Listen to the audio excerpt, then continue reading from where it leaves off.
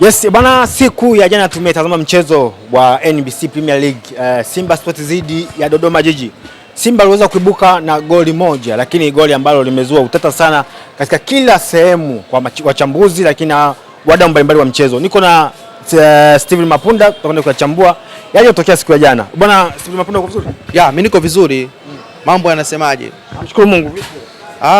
Alhamdulillah. Leta maneno. Sawa. Siku ya jana kama nilivyosema, mchezo ulileta utata kidogo. Kila mtu anajiuliza walistahili kupata point 3 Simba Sport Club. Kwa upande wako unasemaje? Kwa haraka kustahili ama kuto kustahili ilikuwa inategemea na matokeo ambayo wameyapata katika eneo la kiwanja kwa dakika 90, kwa maana kwamba walimaliza Simba wakiwa mbele kwa goli moja, maana wamestahili kuweza kupata alama 3 katika mchezo ule. Lakini ukija kuangalia mazingira gani ambayo ameweza kuwapatia goli hilo na mazingira gani ameweza kuwapatia wao alama 3, ndipo anakuja kuleta ukakasi. Ukiangalia moja kwa moja kwamba Simba inaonekana alikuwa nafasi ya kwanza, Dodoma Jiji ikiwa nafasi ya pili katika hali ya mchezo ulivyokuwa unakwenda, lakini mazingira ya goli ambayo limeweza kupatikana moja kwa moja kwamba Simba Sports Club hakustahili kuweza kupata lile goli, kwa sababu ukiangalia penalty ilikuwa ni clear penalty. Kwa sababu gani? Kwa sababu Elim Panzu kipindi anaingia kwenye boxi ameisha mtambuka beki, anakwenda kuonana na golikipa, alipopress mpira kwenda kwa mbele, kipa alicheza miguu ya Elim Panzu badala ya mpira. No doubt kwamba ile ilikuwa clear penalty. Ni kweli kabisa ilikuwa clear penalty. Utata unakuja wakati wa pigo huru la penalty ambapo Clatous Chota Chama akiwa mbele ya mpira kwenda kumkabili golikipa mgole wa Dodoma Jiji. Inaonekana kabisa kwamba kabla Chama hajainua mguu wake kuugusa mpira, Elim Panzu Kibisawala alikuwa katika involvement ya ile tukio ambao kitaalamu wanaita encroachment, kwamba kwa mujibu wa sheria za FIFA IFAB ambayo sheria namba 14 ya penalty, kwamba inapotokea pigo huru la penalty, endapo ikitokea wakati penalty inapigwa timu pinzani ambayo ina faida ya kupiga penalty wakaingia katika eneo la kupigwa penalty kabla mpira haujapigwa, na ikatokea kwamba ile penalty ikagonga mwamba au kipa akacheza au mpigaji akapaisha, na ilitokea kwamba mpinzani ambaye anapiga penalty waliingia katika eneo la penalty, hiyo penalty inakuwa ni batili, lakini pia haiwezi kurudiwa, bali wanapewa faida timu pinzani ambao walikuwa wanapigiwa hiyo penalty. Kwa tukio la jana ambalo lilikuwa limetokea kati ya Dodoma Jiji na Simba ndio alikuwa mpiga penalty, alikuwa na faida. Lakini wakati penalty inapigwa, Elim Panzu aliingia kwenye eneo la box kabla penalty haijapigwa. Tafsiri yake ni kwamba ilikuwa ni foul, na foul ilikuwa inapigwa katika eneo ambalo alikuwa amechezea Elim Panzu Kibisawala kurudi kwako, na haikutakiwa kurudiwa. Hii iweke wazi, haikutakiwa penalty ile kurudiwa kwa sababu upande wa Simba Sports Club waliingia katika eneo kwa mujibu wa sheria namba 14 ya IFAB, ambao hii sasa ndio ambao sisi tunaiamini na tunaisimamia, kwamba ikitokea katika eneo la kupiga penalti timu pinzani ambayo inanufaika kupiga penalti wakaongezeka kwenye eneo la kupiga penalti au kwenye nusu duara wakaongezeka ambao wenye faida ya kupiga penalti, na penalti hiyo ikaokolewa au ikagonga mwamba au ikapaishwa, basi hiyo inakuwa ni nini? Inakuwa ni batili, lakini pia inakuwa foul, wanapewa faida wale ambao walikuwa wanapigiwa penalti. Kwa jana ukiangalia Dodoma Jiji walistahili kuweza kupewa foul na haikutakiwa kuwa goli kwa upande wa Simba Sports Club. Lakini kama ingetokea Elim Panzu ameingia kwenye eneo la box kabla mpira haujapigwa na Chama akapiga ule mpira ukaingia golini, sheria inasema kwamba hiyo penalty itakiwa iweze kurudiwa, kwa sababu Chama amepiga, haujagonga mwamba, haujapaisha wala kipa hajacheza, umeingia ndani. Kwa hiyo wanatafsiri kwamba wewe Chama, mazingira yako ya kufunga yameweza kunufaisha zaidi kwa sababu mlikuwa wengi katika eneo la boksi na kumpoteza golikipa. Umeelewa vizuri? Ukiangalia maisha ya nyuma sana, penalty ilikuwa unaweza kukuta kwenye penalty mnaweza mkampo watu wawili. Yaani kabla mambo hayajaboreshwa, nazungumzia miaka 90 na kitu huko, watu wako wawili, hujui nani anapiga. Umeelewa vizuri? Ile style baadaye imekuja ikabadilishwa. Kwa sasa hivi mpigaji ni mmoja na unatakiwa kuwa mpigaji na golikipa. Ikitokea wewe mpigaji mkapata faida zaidi ya mmoja kwenye eneo la box, mkapiga penalty na penalty ikaingia kwenye nyavu, hiyo penalty inarudiwa. Kwa hapa naomba wachambuzi wenzangu tunapokwenda kuzungumza tujaribu kufanya utafiti kidogo na tuweze kukubaliana katika hilo. Ile penalty haikustahili kurudiwa kwa sababu Mpanzu aliingia kwenye box kabla mpira haujapigwa, na ni kosa Umeelewa vizuri? Na kweli alikosa. Kama angepata itakiwa irudiwe ile penalty na watu wote waweze kuangaliwa kwamba wasiingie kwenye box. Lakini kwa sababu ilikuwa imeokolewa na kipa, itakiwa kuwa foul, haikutakiwa kurudiwa ile penalty. Narudia mara nyingi ili watu waweze kunielewa. Kwa mujibu wa sheria za FIFA wenyewe, sheria namba 14 wamepitisha hilo. Nenda kasome kwamba ikitokea timu pinzani inapiga penalti, alafu hiyo inaopiga penalti mchezaji wake akaongezeka kwenye box kabla mpira haujapigwa, akaongezeka kwenye box kabla mpira haujapigwa, aidha kwenye nusu duara au kwenye eneo la penalti kabisa, akaongezeka na kipa akacheza au kagonga mwamba au kapaa, basi hiyo penalti inakuwa ni foul, sio penalti tena. Kwa foul wanapewa wale timu pinzani ambao walikuwa wanapiga penalti, inakuwa ni faida kwao. Lakini kama ikitokea mpira umeingia nyavuni, basi penalti hiyo inarudiwa. Lakini pia ikitokea kwamba ikaonekana kabisa kwamba wakati inapigwa penalti, wachezaji wa Dodoma Jiji, wachezaji wa Simba wakavamia eneo la upigaji penalti kwa pamoja, ukiangalia wote wamevamia kwa pamoja kabla mpira haujapigwa, basi hiyo penalti itarudiwa. Umeelewa vizuri hapo? Lakini ukiangalia kwa mazingira yale, hata ukichora mstari unaona kabisa Elie Panzo alikuwa yuko mbele, na hata ukifuatilia video Elie Panzo hakuwa katika eneo la kutulia, alikuwa anatembea wakati mpira unapigwa na yeye anakimbia, ambao hiyo ni kosa. Unatakiwa kama penalti inapigwa wote mnakaa nje ya mstari au mnaukanyaga mstari mkiwa mmetulia. Lakini Elie Panzo alikuwa katika static. Umeelewa vizuri? Akiwa katika running, hakuwa static, alikuwa kwenye running. Kwa hiyo pia ni kosa.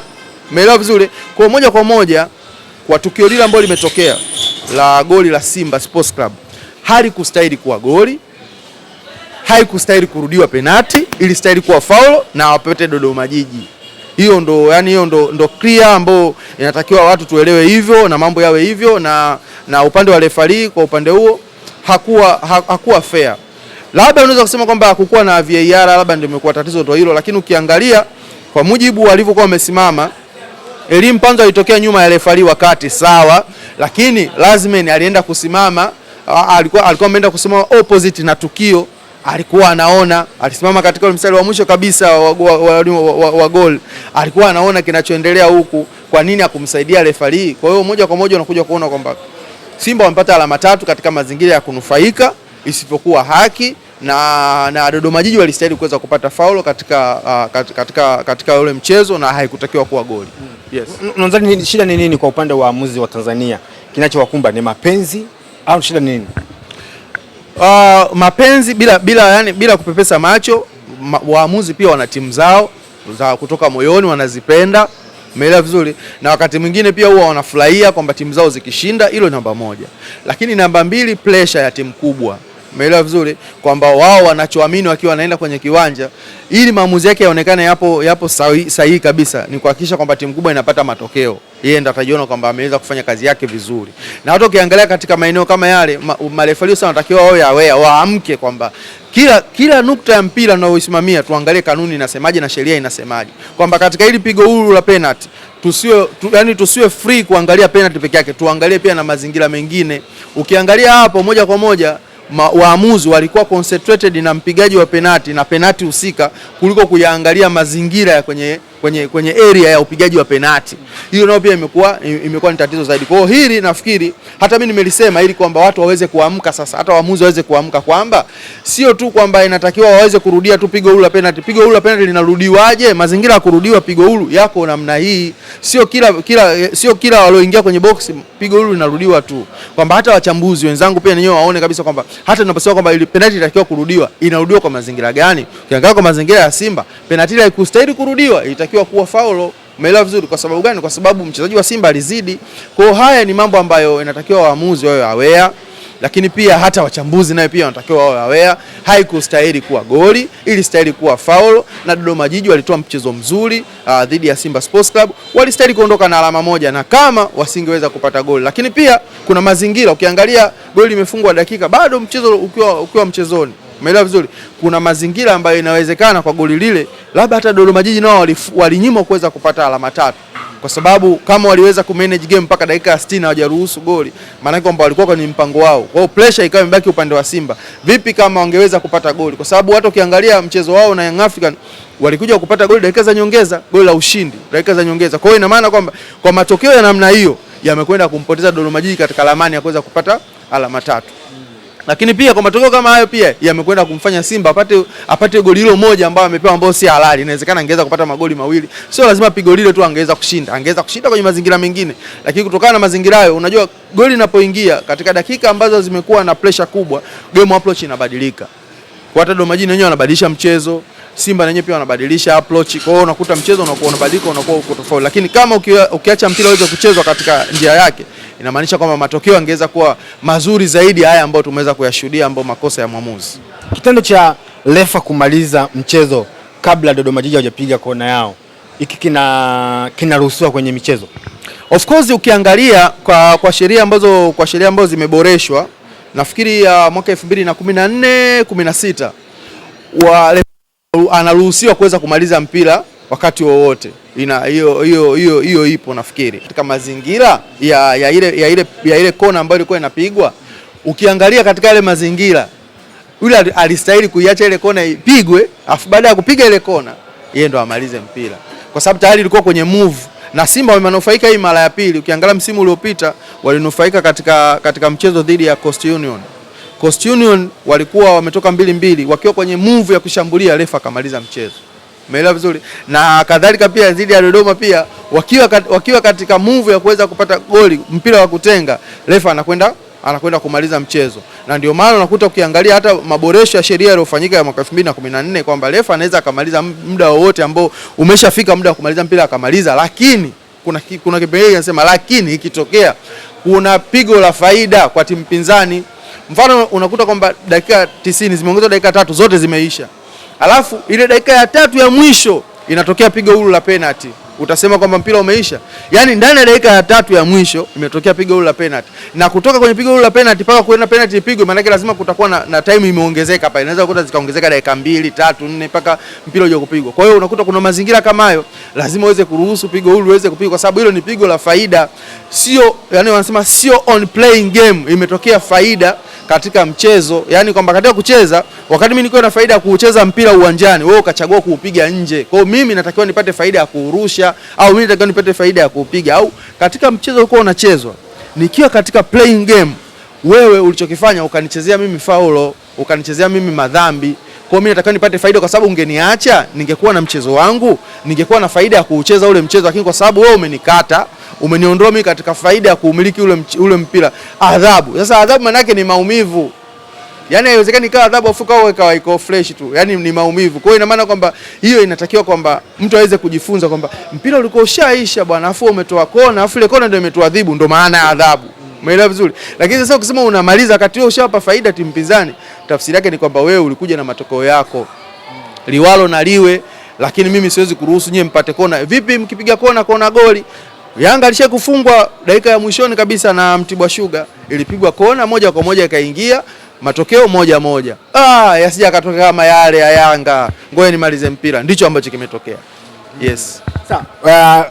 Wakati Simba hawajapata goli hapo mwanzoni walikuwa pia kuna kona nafikiri ipigwa ikawa goli, hawakupata goli. Mashabiki wa Simba walilalamika sana kusana, kwa nini magoli yaingii? Kwa nini mabao yaingii ndani ya goli? Walazimika kwenda kuchukua ile taulo la kipa wa Dodoma Jiji, mpaka wachezaji wa Dodoma Jiji wanachukua ile taulo na hapo wale wachezaji nani mashabiki. Hii ina maana gani? Kwa nini Simba wanakuwa hawaamini namna matokeo yanavyokuwa? Of course sasa hizo ni imani zetu sisi, tumejizoesha hivyo kwamba huwa tunaamini kabisa kwamba kuna nguvu ambazo zinatufanya sisi tusipate matokeo, which is not good. Umeona hiyo inaleta taswira mbaya sana, kwa sababu sasa hivi ukiangalia mpira wetu unaonekana mataifa mengi, ukiangalia Rwanda wanaangalia, Kenya, Uganda, Burundi, umeelewa vizuri, wanaangalia. Na sasa hivi ukiangalia kuna wengine wanaangalia kwa access kubwa na simu zao tu wanafuatilia mpira, wanatazama.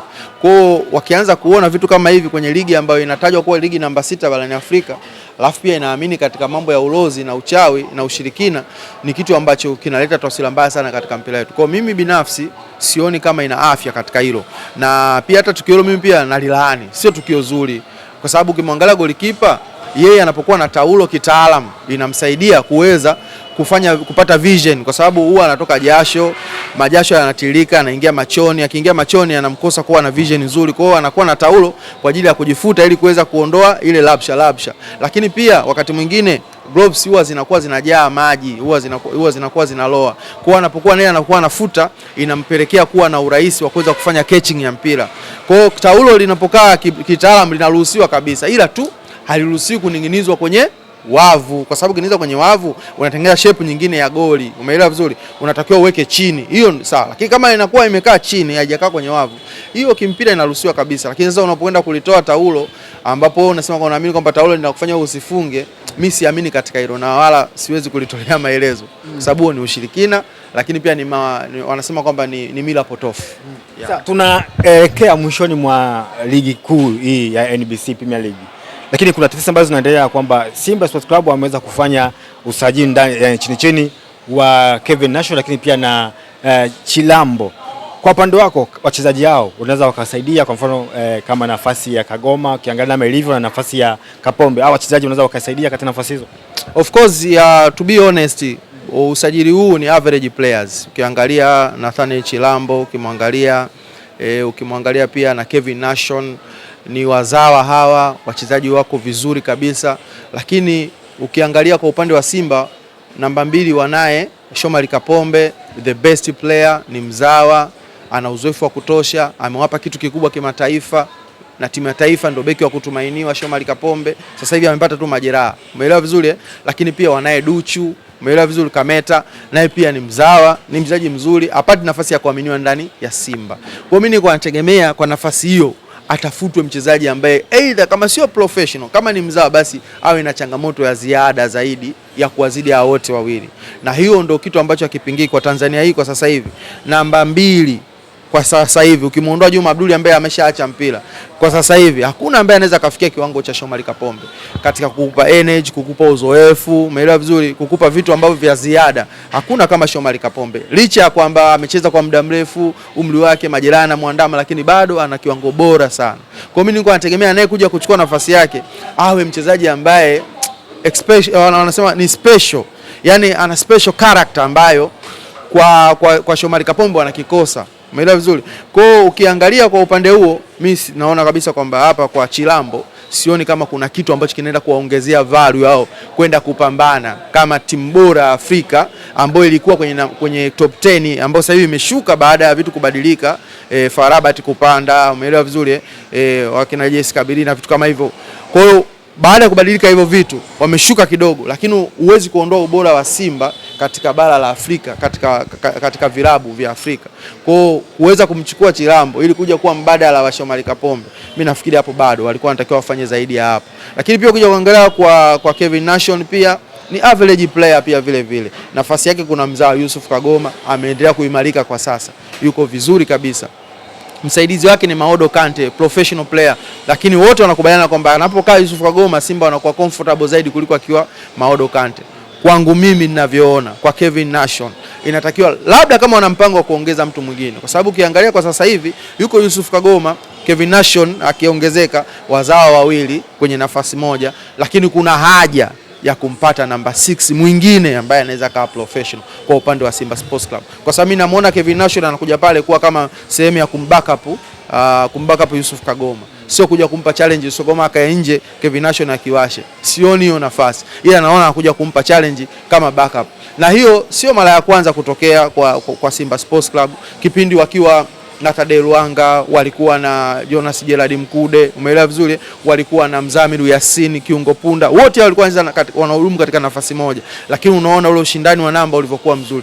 Kwa Simba sasa hivi wakitakiwa kufanya ile mafanikio, wanatakiwa watengeneze mazingira kama kuwe na Kevin Nation, sawa, kuwe na Yusuf Kagoma, lakini kuwe na mwingine tena. Kama ni Maodo Kante anaondoka, basi kuwe na mtu mwingine ambaye anaweza kawa na faida zaidi. Lakini kwa sajili hiyo tu kusema kwamba kwa sasa wameweza kupata kitu, nisiwe mnafiki. Simba katika hilo wanatakiwa wafanye zaidi ya hiki ambacho wamekifanya. Shukrani jazila.